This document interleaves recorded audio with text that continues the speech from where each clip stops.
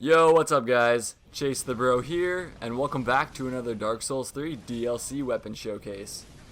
As every Souls fan knows, the Ring City DLC was released recently, and not everyone has had a chance to try out all the new weapons, so I'm trying my best to showcase each of the weapons for you by PvPing with them and showing you what they're capable of. In this video, I'm going to be showcasing the Ring Knight Straightsword, as you might have guessed by the title. I also know that this weapon was the most anticipated weapon of the DLC ever since they showcased it before the actual DLC launch. Everyone had high expectations for this weapon, and let me just say guys that they did not fail us. The Ring Knight Straightsword is by far the most overpowered straightsword in the game right now. Its standard moveset is that of a regular straightsword, but like with all the new DLC weapons, what really makes it unique is its weapon art. When you initiate the weapon art by pulling the left trigger, your character is going to enter a stance. He's going to begin two-handing the weapon, and the weapon itself is going to be imbued with flames, giving it much more fire damage and a much better range. From the stance, just like the katanas, you have two options. You can use the light attack to begin a combo, by the way you're able to connect up to 4 consecutive attacks without them escaping. Or you have the option of choosing to use a heavy attack while in the stance. This will initiate a charging poke attack. Once your FP has been depleted, you can no longer imbue your sword with flames by initiating the weapon art, although the moveset will stay the exact same. So pay close attention to your FP bar while using this weapon and try to manage it accordingly. As well, the weapon art is what makes this weapon so amazing, so if you're going to make a build centered around this weapon, I'd advise a pretty decent amount of attunement. That being said, you don't want to spam the weapon art because then your opponent knows you're going to be constantly using it, he's going to read you, and he's going to attack you when you're vulnerable.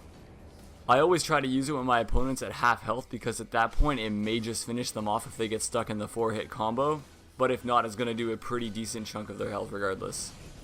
The weapon art is also great when facing multiple enemies because the added range allows you to hit more than one opponent at once, which is a rare thing for a straightsword to be able to do, so out of all the straightswords, this one is definitely the one you'd want to be using for invasions or gangspanks.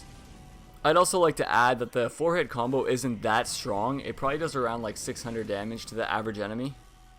But if you time it accordingly, you're able to connect another 4-hit combo off the first one if you wait for them to roll away and then begin it again. It's not a true combo or anything, it's just something that I've noticed. Many people spam roll as soon as they start getting hit with that combo, so if they roll towards you or beside you while you're doing it, just wait a split second for their roll to end and then begin it again, and you'll catch them.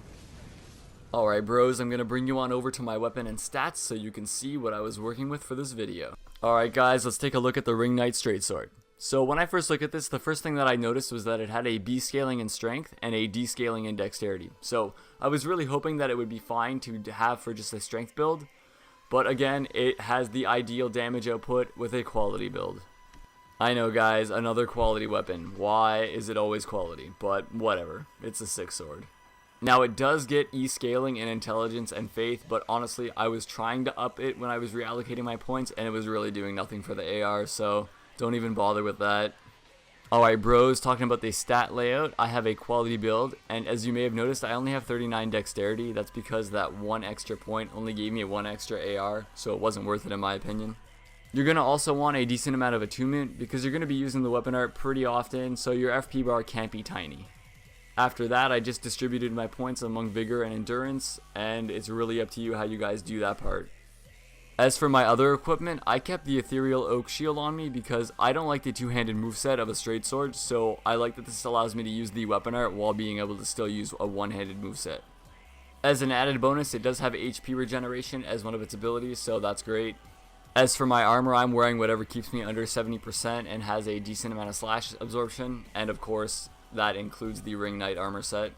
I'm wearing the Ring of Steel Protection +3 for the added damage absorption, and the Life Ring +3 for the boost in the health bar because I have a pretty decent amount of health, so it's worth it in my opinion. I'm also wearing the Ring of Favor +3 because it's one of my favorite rings. It gives you health, stamina, and equip load, and the +3 version is amazing. And I'm wearing the Chloranthy Ring +3 because with this sword, it does consume a decent amount of stamina when you're using the weapon art a lot, and I like to be aggressive when I play, so that's why I keep that on me. And that's pretty much it for the stat layout and the equipment guys, but I had a lot of fun playing with this sword, and I'm super glad they added a straightsword with a combo set, and that it can transform. It adds more versatility to the straightsword because most of the time when people are using straight-swords, it's just R1 spam, and you don't want to see that. Also guys, if you liked the video, then like the video. It really helps me out and helps my channel grow, and it helps my videos get more noticed, which is great because I'm able to bring to you much more content that way. So I really hope you guys enjoyed this showcase of the Ring Knight Straightsword, and if you're just tuning in, guys, I'm going to be doing this with all the new DLC weapons, so subscribe for some more Dark Souls 3 content, and for those of you who are subscribed, ring the bell. That way you'll get notified when I upload videos and you can tune in and watch them. But seriously, guys, thank you for watching. My channel's been growing exceptionally, and it's all because of you, so thank you. And I'll see you guys tomorrow. Chase the Bro out.